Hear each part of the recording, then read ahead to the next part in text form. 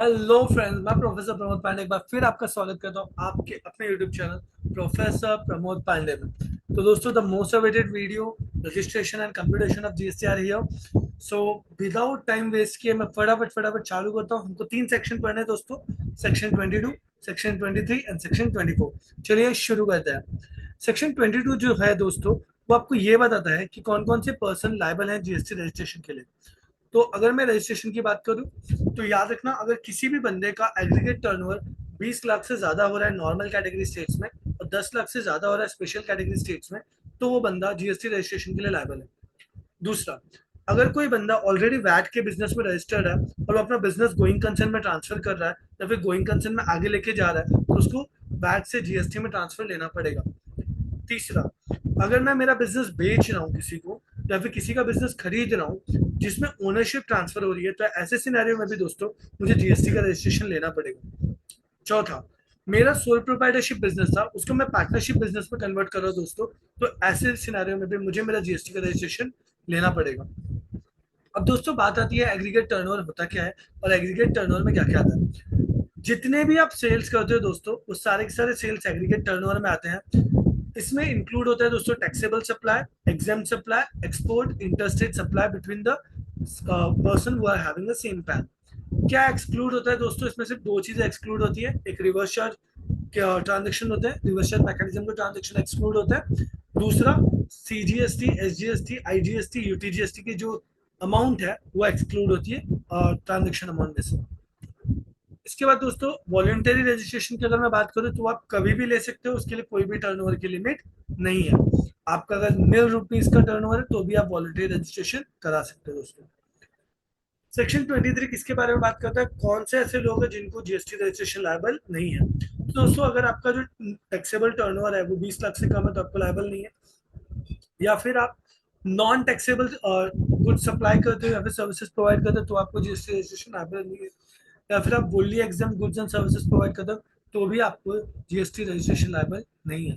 आप एग्रीकल्चरिस्ट हो, आप एग्रीकल्चर करते हो, तो ऐसे सिनेरियो में भी आपको जीएसटी रजिस्ट्रेशन लेने की जरूरत नहीं है। अगर आप रिवर्स चार्ज सप्लाई मैकेनिज्म में आते हो, आप एडवोकेट हो, आप जो भी सर्विसेज सप्लाई करते हो रिवर्स चार्ज मैकेनिज्म में है, तो भी दोस्तों आपको कभी भी जीएसटी रजिस्ट्रेशन करना मैंडेटरी नहीं होगा।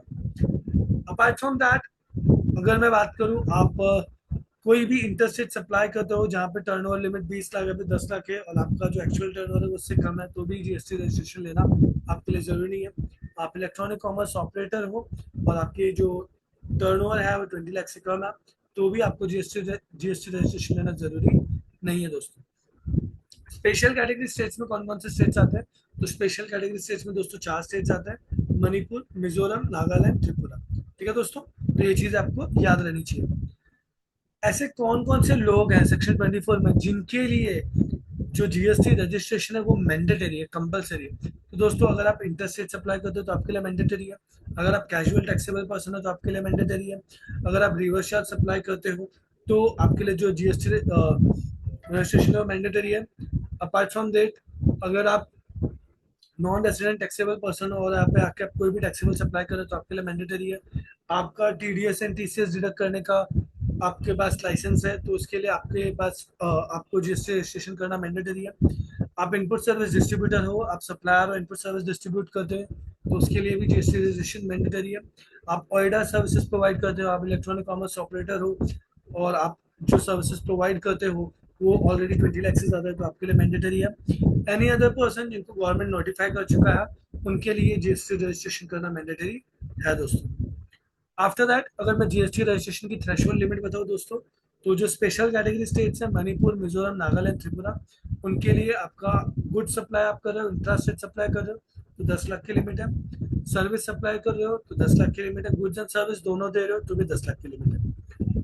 सेमी स्पेशल कैटेगरी की बात करो, सिक्किम, अरुणाचल प्रदेश, पुडुचेरी, मेघालय, उत्तराखंड एंड तेलंगाना, तो ऐसे सिनेरियो में दोस्तों अगर आप गुड्स इंट्रास्टेट सप्लाई कर रहे हो तो आपकी लिमिट 20 लाख है। सर्विसेज इंट्रास्टेट सप्लाई कर रहे हो तो आपकी लिमिट 20 लाख है। और अगर गुड्स एंड सर्विसेज दोनों भी दे रहे हो तो भी आपकी लिमिट क्या है दोस्तों? 20 लाख है। ऑल अदर स्टेट जो नॉर्मल कैटेगरी के स्टेट्स होते हैं दोस्तों, अगर आप गुड्स इंट्रास्टेट सप्लाई कर रहे हो तो आपके लिए लिमिट 40 लाख रुपए है। सर्विसेज सप्लाई करें तो 20 लाख रुपीज है। और गुड्स एंड सर्विसेज दोनों प्रोवाइड करें तो भी दोस्तों क्या है? 20 लाख रुपीज है।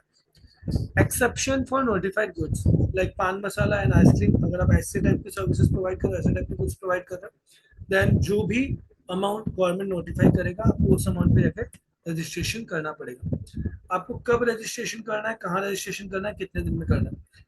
तो अगर आप 22 सेक्शन 22 से 24 के अंडर फॉल होते हो, तो आप जिस भी स्टेट में रहते हो या फिर जिस भी यूनियन टेरिटरी में रहते हो, आपको वहां पे रजिस्टर करना है। कब करना है दोस्तों? तो 30 दिन के अंदर करना है, जिस दिन से आप लायबल हो रहे हो। अगर आप कैजुअल टैक्सेबल पर्सन हो दोस्तों, तो आपको 5 दिन पहले, जिस दिन आपका बिजनेस स्टार्ट होने वाला है, अगर सपोज टू भी आपका बिजनेस स्टार्ट होने वाला है कि 1 अगस्त को, तो आपको एटलीस्ट 26 जुलाई तक आपको कैजुअल टैक्सेबल पर्सन का रजिस्ट्रेशन कर लेना पड़ेगा। उसके बाद दोस्तों, अगर आप टेरिटोरियल वाटर में जाके कोई सर्विसेज प्रोवाइड करते हो, तो आप जिस भी टेरिटोरियल वाटर में जा रहे हो उसकी जो नियर बाय का स्टेट है, नियर बाय का जो यूनियन टेरिटरी है, आपको वहां पर जीएसटी रजिस्ट्रेशन लेना पड़ेगा। अपार्ट फ्रॉम दैट दोस्तों, अमेंडमेंट इन रजिस्ट्रेशन, अमेंडमेंट में आप याद रखो, आप हर एक चीज का अमेंडमेंट कर सकते हो। लेकिन अगर आपका सोल प्रोप्राइटरशिप फर्म है या फिर पार्टनरशिप फर्म है, तो आपको पहले मैनेजिंग डायरेक्टर चेंज करना पड़ेगा, डीएससी चेंज करना पड़ेगा। उसके बाद ही आप किसी भी कोर्स फील्ड में अमेंडमेंट कर पाओगे। ये जो अमेंडमेंट टू रजिस्ट्रेशन है दोस्तों, एक बार आप गो थ्रू कर लीजिएगा। इसमें अगर आपको चीजें कोई भी डाउट रहेगा तो आप मुझसे कमेंट बॉक्स में पूछ सकते हैं, बहुत ही बेसिक लेवल का है। आफ्टर दैट, कैंसिलेशन और सस्पेंशन ऑफ रजिस्ट्रेशन और रिवोकेशन ऑफ कैंसिलेशन। तो दोस्तों, गवर्नमेंट को जब कभी भी ऐसे लगेगा कि आपका जो बिजनेस है वो ना होने के बराबर है, या फिर आपका बिजनेस आप बंद करना चाहते हो, डिसकंटिन्यू खुद से कर रहे हो, तो ऐसे सिनेरियो में क्या होता है दोस्तों, कि गवर्नमेंट क्या करता है, आपका जो लाइसेंस है उसको कैंसिल कर देता है। आप मर्जर कर रहे हो, अमालगमेशन कर रहे हो, डीमर्जर कर रहे हो, आपका जो बिजनेस का ओनर है उनकी डेथ हो गई सोल प्रोप्राइटरशिप फॉर्म में, तो ऐसे सिनेरियो में दोस्तों, या फिर आपने वॉलंटरी रजिस्ट्रेशन किया बिजनेस का, तो ऐसे सिनेरियो में दोस्तों आपका जो लाइसेंस है वो गवर्नमेंट ऑफ इंडिया सामने से कैंसिल कर देती है। Cancellation by department suo motu, the proper officer may cancel registration on his own when the person is not doing business from the registered place, the person issued tax invoices without supply of goods or services, the person violates provision of GST Act, the person paying tax under Section 10 composition scheme has not filed his return for more than 3 months from the due date. Returns are not filed for a continuous period. आप 6 महीने तक अगर return file नहीं करते ना दोस्तों, तो भी आपका लाइसेंस कैंसिल हो जाता है। Cancellation may be done prospectively or retrospectively. After cancellation, the person cannot collect GST. All pending returns and tax dues must be cleared. Cancellation के पहले आपके जो भी पेंडिंग ड्यूज है वो सारे क्लियर होने चाहिए। यहाँ पे दोस्तों डिफरेंस दिया गया है कैजुअल टैक्सेबल पर्सन में और नॉन रेसिडेंट टैक्सेबल पर्सन में, खाली आप मीनिंग समझ लीजिए। कैजुअल टैक्सेबल पर्सन में क्या बोल रहे हैं? A taxable person who occasionally undertakes transaction involving supply of goods और सर्विसेज इन और स्टेट और union territory where he has no fix place of business. मतलब आप कैजुअल टैक्सेबल प्लेस पर्सन हो, लेकिन आपका कोई भी फिक्स प्लेस ऑफ बिजनेस नहीं है, और आप अपना बिजनेस एक पर्टिकुलर एरिया में कर रहे हो। और जो नॉन रेसिडेंट टैक्सेबल पर्सन है उसकी केस में क्या बोला जा रहा है? A taxable person who occasionally undertakes transaction involving supply of goods और services but has no fix place of business and not a residence of India. तो ये जो नॉन रेसिडेंट है दोस्तों, ये इंडिया का रेसिडेंट नहीं है। कैजुअल टैक्सेबल पर्सन जो है वो इंडिया का रेसिडेंट हो सकता है। कैजुअल टैक्सेबल पर्सन के पास अपना पैन कार्ड होगा, नॉन रेसिडेंट टैक्सेबल पर्सन के पास पैन कार्ड नहीं होगा। कैजुअल टैक्सेबल पर्सन है वो एप्लीकेशन करेगा जीएसटी REG 1 में, और जो नॉन रेसिडेंट टैक्सेबल पर्सन है वो एप्लीकेशन करेगा जीएसटी REG 10 में। और जो कैजुअल टैक्सेबल पर्सन है GSTR 1, GSTR 2, GSTR 3 return file करेगा, और जो नॉन रेसिडेंट टैक्सेबल पर्सन है वो GSTR 5 फाइल करेगा।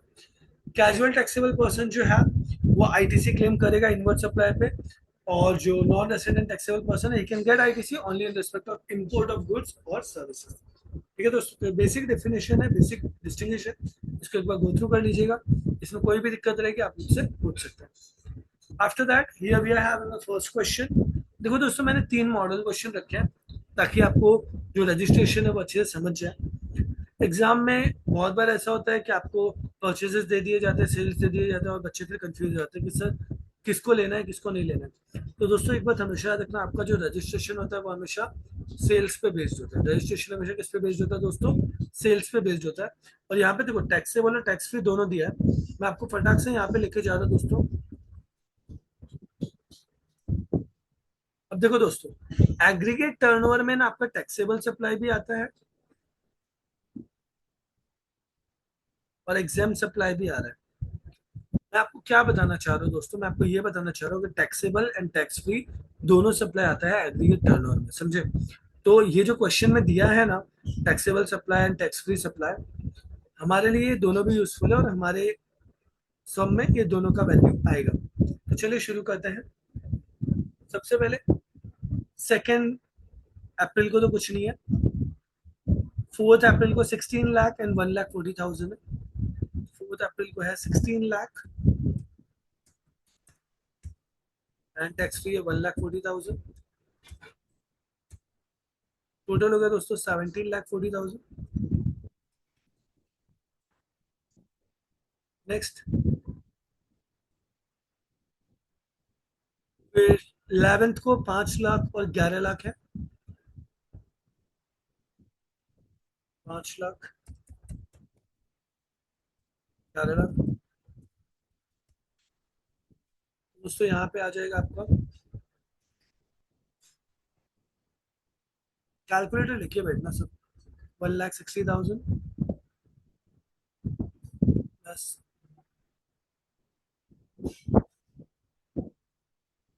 16 लाख, सॉरी दोस्तों, 16 लाख प्लस 1,40,000, 17,40,000 आ गया, प्लस 5 लाख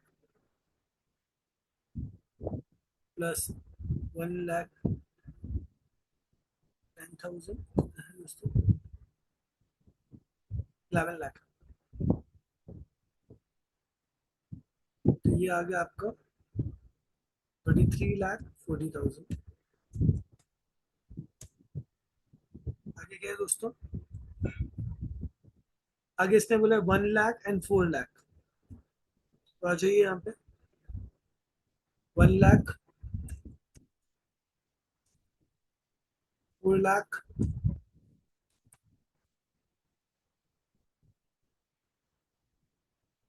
ये आ गया दोस्तों आपका 38,40,000। इसके बाद है दोस्तों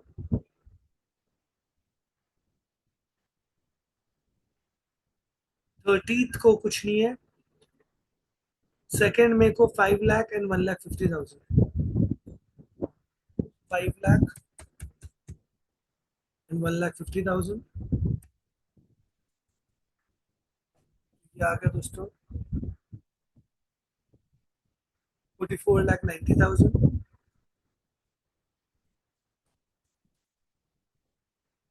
आगे देखते हैं दोस्तों,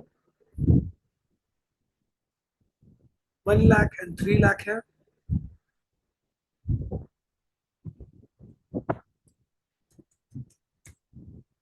1 लाख,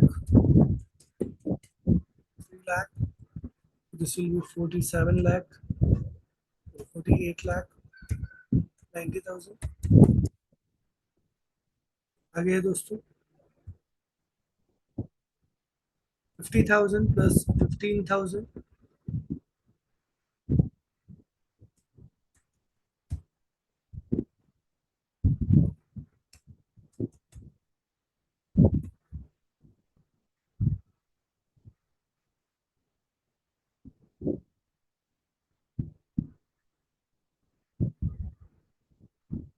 49,55,000। आगे देखते हैं दोस्तों 10 लाख एंड 10,000।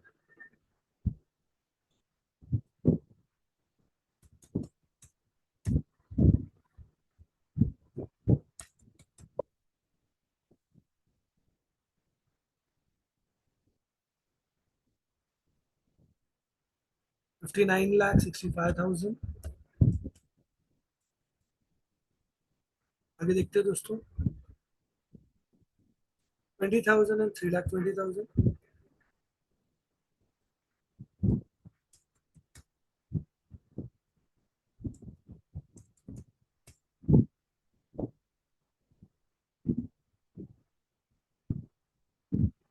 63,05,000।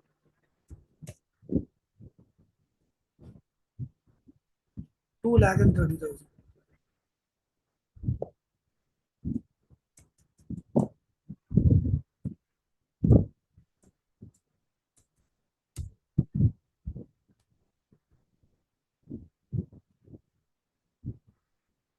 65 लाख 35,000। दोस्तों ये आपका टोटल कंप्यूटेशन हो गया।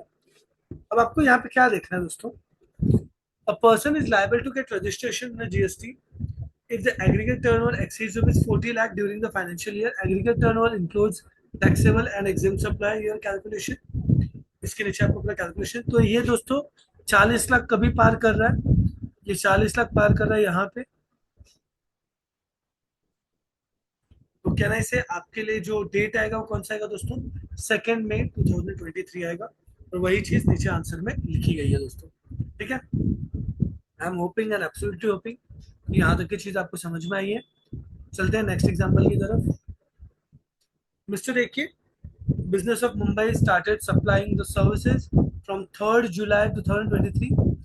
He gives the following details of transaction determine the date of liability of tax payable as SGST, CGST and IGST दोस्तों। तो आपको टैक्स पेबल भी बताना है, लाइबिलिटी भी निकालना है। तो चलो ये तो हो जाएगा फटाफट, खाली कैलकुलेटर लेके बैठो। 7,11,000 एंड मुंबई में है बिजनेस, तो मतलब मुंबई में है। और ये जो स्टार्ट किया इसने बिजनेस अलग अलग स्टेट्स में बिजनेस कर रहा है, तो वो आप देखते हैं ना, 7,11,000, 1,01,000। तो एग्रीगेट सप्लाई ले लेते हैं 7,11,000,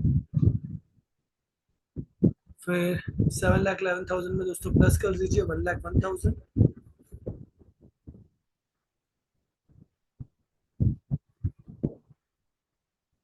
ये आ गया आपका 8,12,000।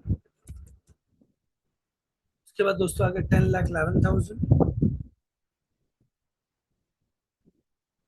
ये आ गया आपका 18,23,000। उसके बाद आ गया दोस्तों आपका 3 लाख, आ गया आपका 21,23,000। उसके बाद आ गया आपका दोस्तों 7 लाख, आ गया आपका 28,23,000। उसके बाद आ गया दोस्तों आपका 4 लाख, आ गया दोस्तों 32,23,000। इसके बाद आ गया दोस्तों आपका 8,45,000, तो आ गया दोस्तों आपका 40,68,000। अब आ गया दोस्तों आपका 2,33,000, तो ये आ गया आपका 43,01,000। फिर आ गया दोस्तों आपका 3,45,000, तो आ गया दोस्तों आपका 46,46,000। बढ़िया। तो अभी आप यहाँ पे देख सकते हो दोस्तों, फिर से एक बार, ये मुंबई में बिजनेस कर रहा है और इंटरस्टेट ट्रांजेक्शन कर रहा है दोस्तों, तो इसके लिए जो लिमिट है वो 20 लाख की है। और ये 20 लाख कब क्रॉस कर रहा है दोस्तों, ये 20 लाख क्रॉस कर रहा है 22 अगस्त के दिन। तो बट ऑब्वियस है इसके लिए जो डेट ऑफ रजिस्ट्रेशन होगा दोस्तों वो क्या होगा, 22 अगस्त ही होगा। ठीक है दोस्तों, I am hoping and absolutely hopping कि यहाँ तक की चीज आपको समझ में आ गई है। बढ़ते हैं नेक्स्ट क्वेश्चन की तरफ से। Now this is question number 3, aggregate turnover in a financial year. Mr. Zan is a dealer dealing with the intrastate supply of goods and services. दोस्तों intrastate है। He has a place of business in India and furnishes the following information for the financial year 23-24. Sale of taxable supply by head office located in Mumbai. Intrastate है दोस्तों, सब intrastate है बोल रहे हैं। तो पहले इसने बोला sale of taxable supply, head office कहाँ पे है, मुंबई है, तो 1,80,000। चलो देखते हैं।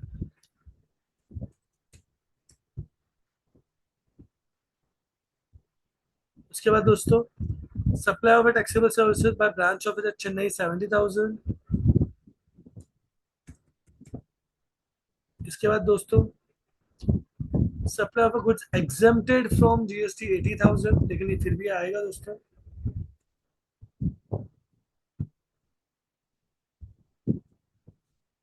18 बोले, 18 बोले, 80,000।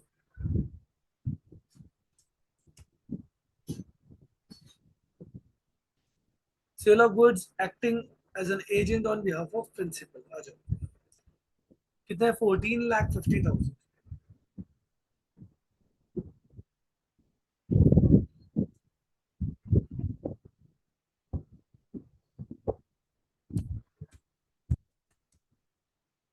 टोटल कर लीजिए दोस्तों, देखिए कितना आ रहा है। 1,80,000 प्लस 70,000 प्लस 80,000 प्लस 14,50,000, 17,80,000 आ रहा है दोस्तों। मतलब ये 20 लाख से कम आ रहा है। तो since aggregate turnover does not exceed rupees 20 lakh, Mr. Z is not required to register under GST। तो दोस्तों यहाँ पे हमने रजिस्ट्रेशन के जितने क्वेश्चन हो सकते थे उतने क्वेश्चन कर लिए। एग्जाम में दोस्तों मैक्सिमम मैक्सिमम क्या हो सकता है मालूम है कि आपको नंबर ऑफ ट्रांजेक्शन बढ़ा देंगे, इसमें 2-3 ट्रांजेक्शन और ऐड कर देंगे और आपको ये क्वेश्चन स्ट्रेट फॉरवर्ड पूछ लिया जाएगा। ठीक है, पढ़ते रहिए, आगे बढ़ते रहिए, मिलते हैं नेक्स्ट लेक्चर में। If you guys are having any doubt feel free to ask me in a comment box। तब तक के लिए ये वीडियो को लाइक सब्सक्राइब एंड शेयर कर देना दोस्तों, बिकॉज शेयरिंग इज केयरिंग। जय हिंद, जय भारत, सी यू सून दोस्तों।